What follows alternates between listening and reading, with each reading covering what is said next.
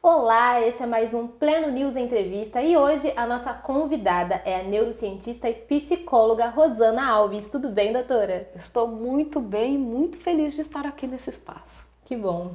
Bom, para começar o nosso bate-papo, nós estamos vivendo um período de pandemia, aí tem mais de um ano já. E como ficar bem, como ficar feliz durante esse tempo tão incerto e que a gente não sabe nem quando vai acabar? Eu penso que, primeiro, nós temos que entender que são tempos difíceis mesmo. Saber que nós estamos sendo e ainda seremos impactados pelo vírus, por toda essa pandemia. Então, o primeiro passo é não ignorar o sofrimento. Não colocá-lo num lugar de destaque, no aspecto de que assim, vamos viver então e nos mergulhar nesta dor, mas não ignorar que ele existe. É um tempo de vulnerabilidade. Esses fatores que têm nos envolvido, a incerteza, a morte, a doença, a crise econômica que chegou para muita gente, são problemas reais. Então nós temos que olhar para problemas reais e criar estratégias para lidar com eles. Sim. E ainda sobre a pandemia, uma das consequências disso foi justamente a mudança na rotina, né? Porque as pessoas precisam agora ficar em casa, muita gente ainda está trabalhando de casa. Essa falta de convívio, essa falta da socialização pode ser prejudicial à saúde e de que forma?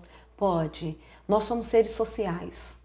O isolamento social pode ter uma consequência absurda, negativamente falando, para a nossa saúde mental. É tanto que tem um trabalho que foi publicado agora no Reino Unido mostrando que os jovens e adolescentes foram os mais afetados emocionalmente com a crise e um dos motivos foi o isolamento social.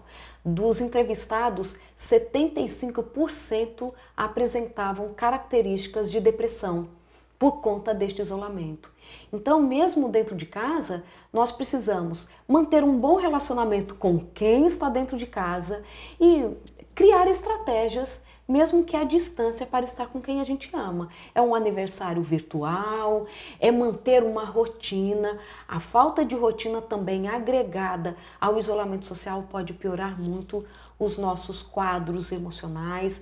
Aqueles que já tinham um transtorno podem ter este transtorno agravado e muita gente que na vida jamais manifestaria um transtorno mental pode neste momento desencadear por conta deste momento de tamanha vulnerabilidade. Você tocou num assunto que é bastante comentado hoje, que é a saúde mental.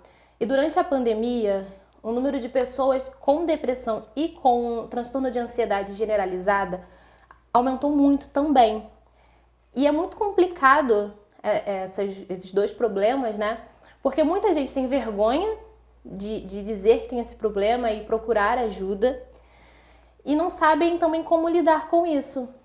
Como fazer, é muita informação, né? Como lidar uma pessoa que tem um dos dois problemas ou tem os dois problemas, às vezes eles podem estar relacionados, como elas podem lidar com essa situação nesse momento ou então evitar a chegar num quadro desse e manter a felicidade? Eu penso que qualquer alteração que nós sintamos, ando já mais alguns dias irritada, parece que a minha memória está falhando mais do que antes, não estou conseguindo dormir direito, meu padrão alimentar mudou. Qualquer alteração que você perceba que ela veio e está persistindo ali, uma semana, 2, 3 semanas, já deve ser isto um alerta para procurar ajuda. Seja conversar com alguém que tenha a capacidade mesmo de trazer um suporte ou procurar uma ajuda profissional. O que eu digo é que, por exemplo, para muita gente que já tinha vergonha de procurar ajuda, precisa primeiro pensar que sofrimento mental não é vergonha.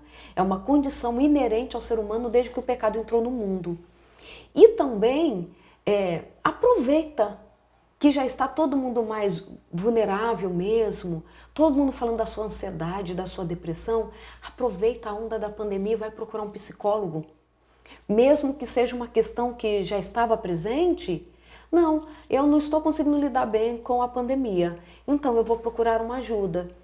Procurar ajuda é indispensável. Quanto antes ela for procurada, mais fácil é de lidar com esses desafios. Para quem o quadro agravou, talvez precise voltar ao médico, dar uma olhada se a medicação está correta. Para quem agora que foi desencadeada, também a indicação é a mesma, procurar ajuda. Porque quando nós temos diabetes, nós vamos ao médico. Se nós temos ali uma dificuldade para andar porque machucou a perna, o ortopedista, ele é procurado. Então, por que a gente não faz isso para a saúde mental? Ainda tem muito tabu em relação a isso, né? Ainda muito tabu. E os tabus, eles são quebrados a partir dos nossos comportamentos. Eu aceito cuidar da minha saúde mental, isto influencia a minha filha a ver que é super importante, e um comportamento bom vai mudando o outro, que vai mudando o outro, e daqui a pouco nós estamos numa sociedade ainda mais aberta. Nós estamos num avançar, sim, da aceitação do tratamento para a saúde mental. Pensa que quando eu me formei há mais de 20 anos, ainda era um tabu absurdo. As pessoas até quando falam assim, você é psicóloga? Ai, nem vou conversar direito com ela. Ou assim, ai, você vai passar fome, porque ninguém vai a um psicólogo. Nós já estamos avançando muito, avançamos demais, mas ainda é necessário irmos um pouco mais além para que seja comum, para que as pessoas de fato tenham acesso a esse profissional, que às vezes é o desafio de algumas pessoas. Então a gente não pode ficar sofrendo, achando que sofrimento é normal, que a gente aguenta. Eu acredito que um dos motivos, um dos fatores que colaborem para esse crescimento de pessoas depressivas e com ansiedade principalmente, seja a gama de informações que nós estamos recebendo o tempo inteiro sobre a pandemia. Número de mortos, número de infectados, demora na vacina, reações adversas. São muitas informações na mídia, nas redes sociais. A pessoa já não sai de casa e aí dentro da própria casa ela recebe essas informações negativas o tempo inteiro. Eu acredito que isso também afete a vida do indivíduo. Sem dúvida. Sim, e aí você não tem como viver sem ter acesso à internet, e aí na internet você tem acesso a essas informações negativas, meio que não tem como fugir disso. Como lidar com isso também? Eu respondo com uma outra pergunta. Quem domina você? Você domina a internet ou a internet te domina? Quem tem cérebro? Não é o nosso celular. Somos nós. E quando nós percebemos que algo começa a nos prejudicar, precisamos parar e criar estratégias para lidar. Claro que nós precisamos estar informados, mas você pode fazer isso uma vez por dia. Ter um limite, Um né? limite. Acessa pela manhã, veja como está a fila da vacinação, né? Você vai dar uma atualizada nos dados, mas não fica ali o tempo todo. Quem é que morreu agora? O que será que aconteceu? Nós percebemos que o excesso de informações negativas e excesso para o cérebro, 30 minutos com informações negativas já podem trazer impactos para o cérebro que inclusive pode torná-lo mais vulnerável ao Alzheimer. 30 minutos de informações negativas por dia. Então, o que a gente precisa fazer? Dominar para não ser dominado. Acessar na medida. Não é ficar alienado do mundo, sem dúvidas nenhuma, mas por que ficar o tempo todo sendo bombardeado com uma informação que não mudou, mas que vai me fazer sofrer tudo novamente? Continuando ainda falando sobre tudo isso que afeta a nossa saúde mental, eu queria voltar um pouquinho ali quando a gente falou sobre o tabu que ainda é pessoas que tratam depressão, qualquer problema relacionado à saúde mental, tratam ainda de uma forma ruim, de uma forma até preconceituosa, e a pessoa que tem o problema e não tem coragem de dar o primeiro passo, talvez porque ela não tem uma rede de apoio ou algo do tipo. Eu gostaria que a senhora falasse nesse momento a importância de procurar um profissional. Sim, o profissional ele é indispensável, como para todas as outras especialidades.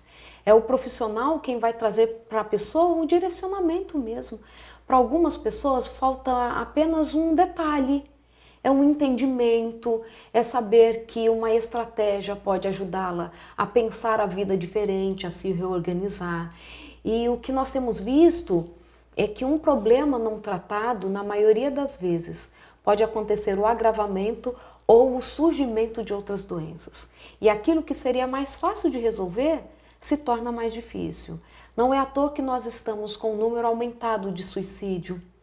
O suicídio, para a maioria dos casos, não é um evento que ocorreu na mente da pessoa de interromper o sofrimento da noite para o dia. Foi uma construção de pensamentos, de situações que geraram essa insatisfação com a vida, né? Com essa dor com a vida. Sim, eu também percebo que existem muitas pessoas que se sentem culpadas por saber que estão com algum problema.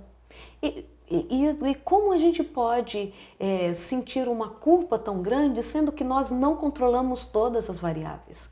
Não controlamos se o mundo ia ter uma pandemia ou não controlamos crise econômica, crise política, nós não controlamos, por exemplo, a genética. E muitas vezes os impactos são muito fortes sobre nós. Pensa, eu conheci pessoas durante esse período que perderam mãe, pai, irmãos, tios, esposa e filho. Só ele sobreviveu de toda uma família. Como nós olhamos para isso e ignoramos o sofrimento humano? Ele não programou isso para ele. E mesmo pensando em problemas que pareçam ser mais simples, o sofrimento humano, ele é peculiar, ele é individualizado. Cada um sofre na sua intensidade, dentro da sua realidade. E está tudo bem. Está tudo bem um dia acordar e não se sentir pleno. Pleno no sentido assim, estou bem emocionalmente, entendi tudo o que está acontecendo. É a dinâmica da vida. A complexidade dos nossos dias podem gerar em nós sensações, sentimentos que não conseguimos controlar. E é por isso que nós precisamos das pessoas, das nossas redes de apoio, sejam nesta rede de apoio inclusos profissionais, porque lá já estão os nossos amigos, os nossos líderes, as pessoas em quem confiamos. E é isso mesmo, um precisando do outro. Hoje eu talvez precise de um ortopedista, mas amanhã eu preciso de um psicólogo. E o que nós não podemos fazer é deixar de cuidar de nós mesmos, porque a vida é muito preciosa. E nesta preciosidade, aquilo que consideramos de grande valor, nós cuidamos com muito carinho. E qual é a importância da fé durante todo esse período? Acredito que não só desse período, mas em qualquer momento ou qualquer fase ruim na vida de uma pessoa. Como você avalia a importância da fé?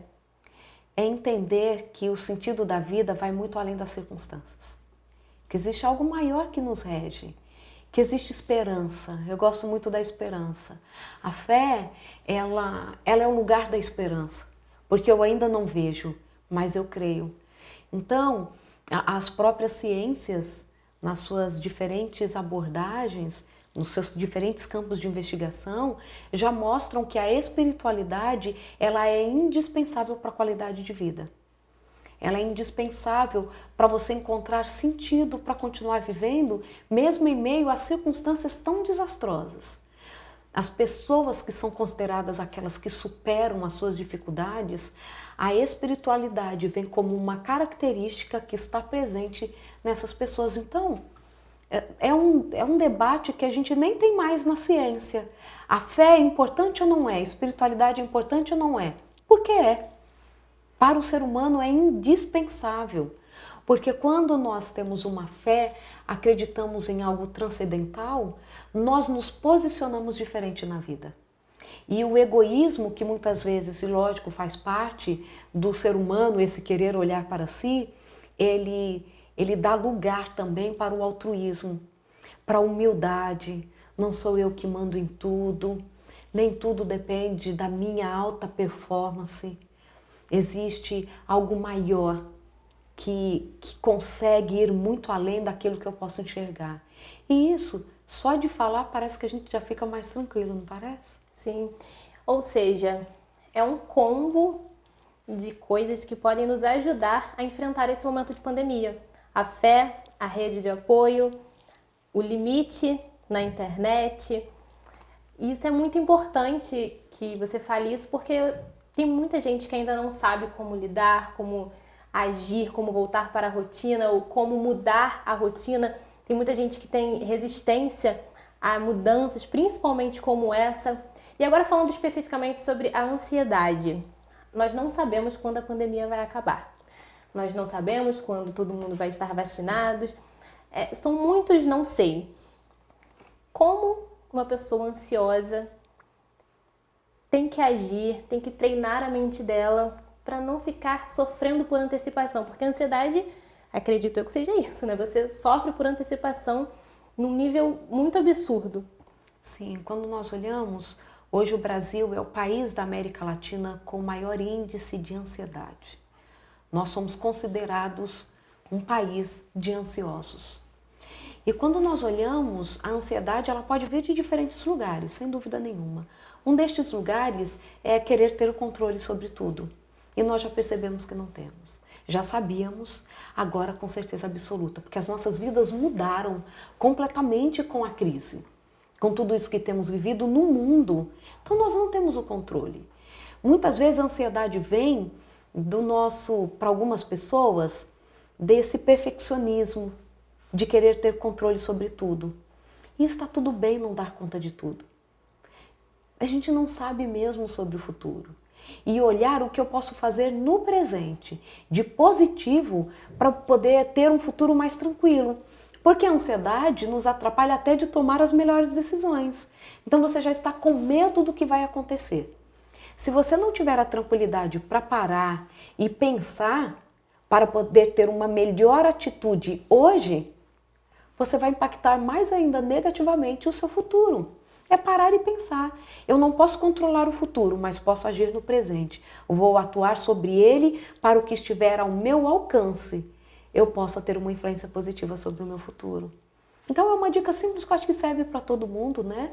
Mas quando nós estamos falando de psicopatologia, é necessária ajuda profissional. E mesmo dentro de casa, indispensável exercício físico e dormir adequadamente, porque são fatores imprescindíveis para o controle, prevenção e tratamento de doenças mentais. Você tocou em um outro ponto que me deixou curiosa, porque durante a pandemia, muita gente deixou de praticar exercícios físicos, deixou de ir à academia, de fazer o que já estava acostumado a fazer. E você falou da importância do exercício físico para essas pessoas que têm ansiedade. Por que se exercitar fisicamente é tão importante para cuidar da saúde mental? Porque, por exemplo, no exercício físico nós temos a síntese e a liberação de proteínas que são importantes para a saúde mental. Por exemplo, quando no exercício físico eu aumento a oferta de serotonina, a serotonina ela não está envolvida só mesmo com humor, ali como um antidepressivo, mas reparação celular, surgimento de novos neurônios. E tudo isso é indispensável para que o cérebro tenha mais saúde para lidar com seus desafios. Eu estava sorrindo enquanto você perguntava, porque eu estava indo para o aeroporto para vir para cá, ainda lá em casa, e o meu marido parou para comprar alguma coisa para nossa filhinha comer, e ela é a menina do exercício físico. Aí ela falou assim: mamãe, eu acho que o papai vai demorar. Ela estava nesse momento já fora da cadeirinha, porque o pai ia demorar. Então, mamãe, eu vou colocar aqui um aplicativo para fazermos exercício físico no carro. Gente, eu filmei.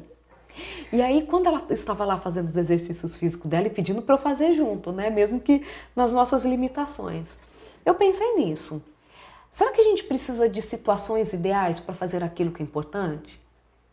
Será que de fato, pelo menos dentro do carro, a gente não consegue esticar os braços, parar o nosso carro, aquilo que a gente tanto escuta? Uma quadra de distância para andar pelo menos um pouquinho. Olha, hoje não estou tão cansada assim, vou subir as escadas. Nós precisamos criar circunstâncias. E de fato, estamos dentro de casa, dormindo pouco, comendo às vezes muito mais por conta da ansiedade ou da oportunidade mesmo, da oferta, né? Se você tivesse um trabalho, talvez não tivesse aquela caixa de chocolate dentro de casa, até então você não vai perder a oportunidade de comer. Então, ó, não dormindo, fora da rotina, muita gente, não fazendo exercício físico, nós vamos piorar emocionalmente.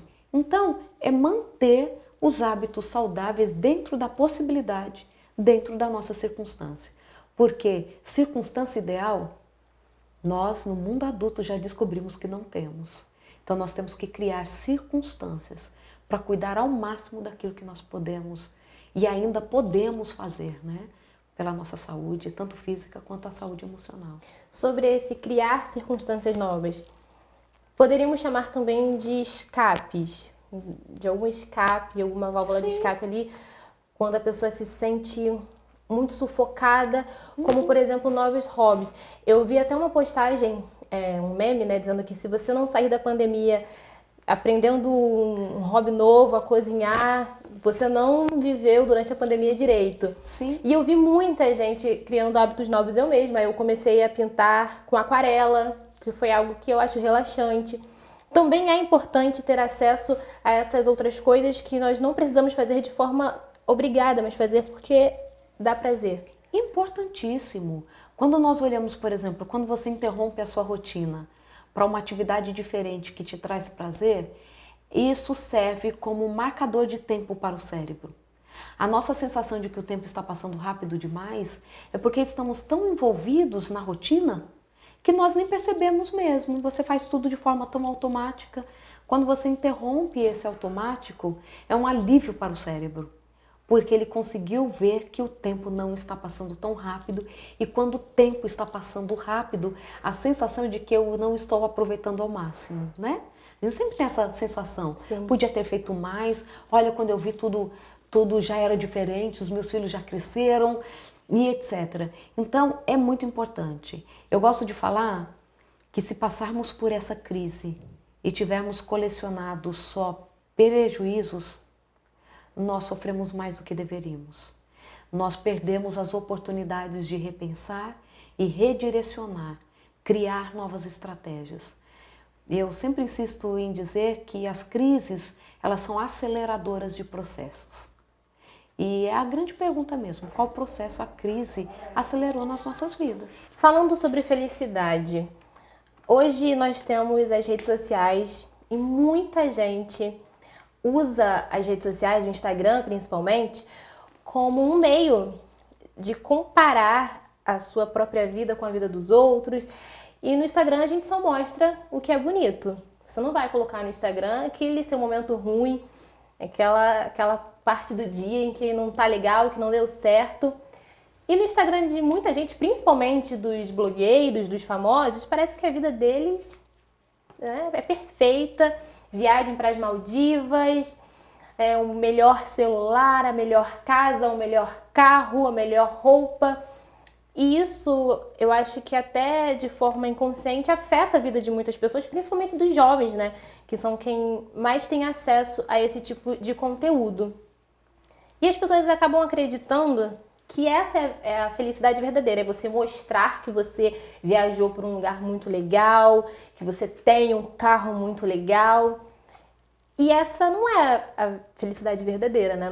Vou usar como exemplo o Whindersson Nunes, que ele é um dos maiores youtubers do Brasil, um dos maiores blogueiros.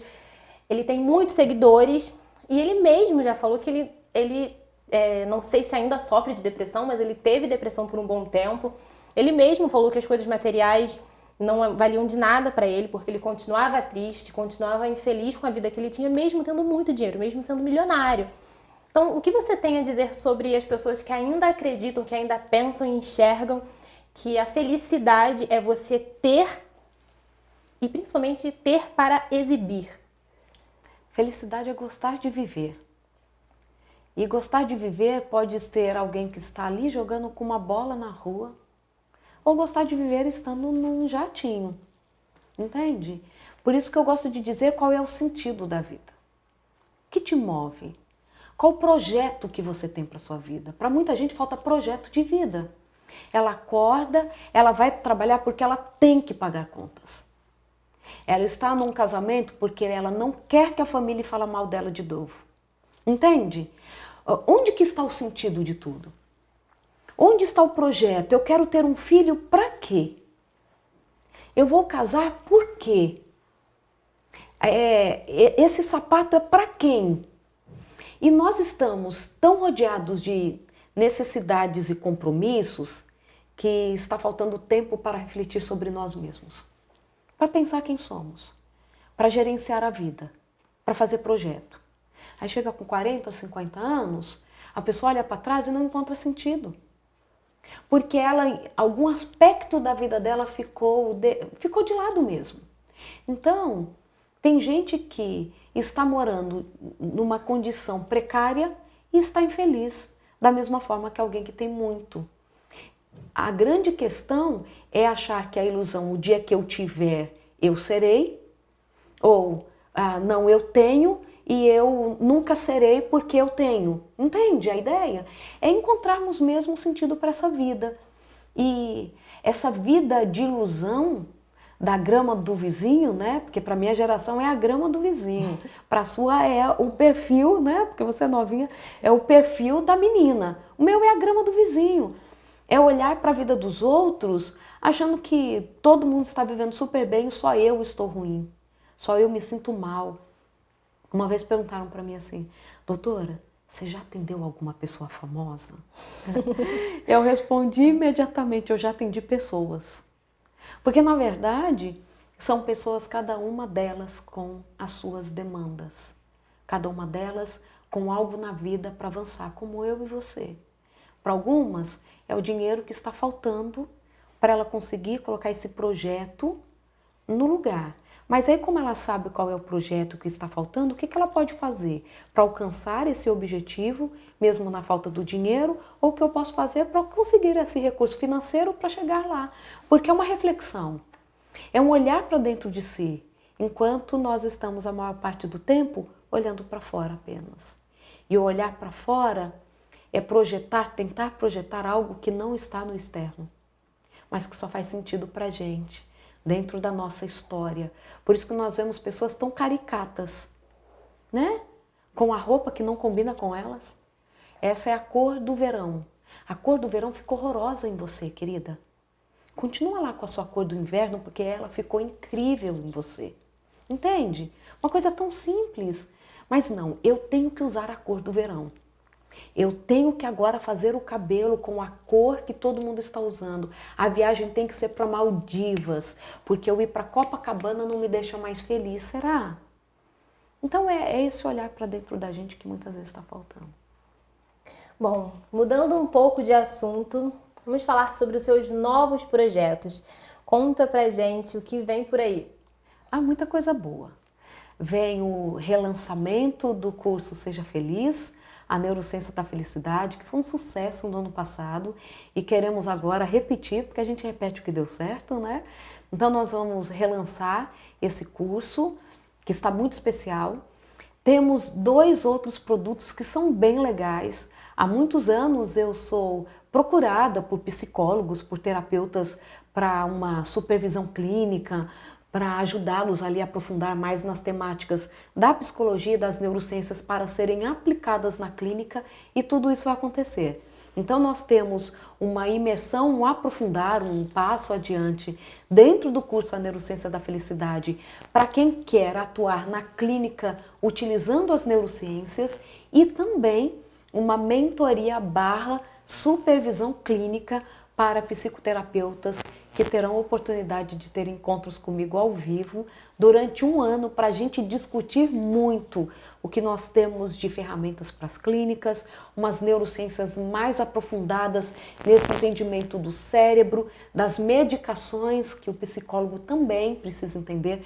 Claro que é uma supervisão clínica também para psiquiatras, para quem lida com a saúde das pessoas. Então nós temos esses três presentes, na verdade, para as pessoas que querem avançar um pouco mais no entendimento do ser humano a partir deste aprofundar nas neurociências, colocando em prática e ajudando muita gente. Bom, bastante coisa vem por aí, é só ficar ligado no MK Masters, que tem bastante conteúdo com a doutora Rosana Alves. Eu gostaria de te agradecer por esse bate-papo, por essa conversa. Foi muito importante, pelo menos para mim, descobrir coisas que eu não sabia. Muito obrigada, foi bastante agregador. Espero que os nossos leitores também gostem dessa conversa e muito obrigada mais uma vez, doutora Rosana. Eu que agradeço, é sempre um prazer estar aqui no Pleno News, porque sempre a conversa é muito boa. Muito obrigada. É isso aí, gente, e até o próximo Pleno News Entrevista.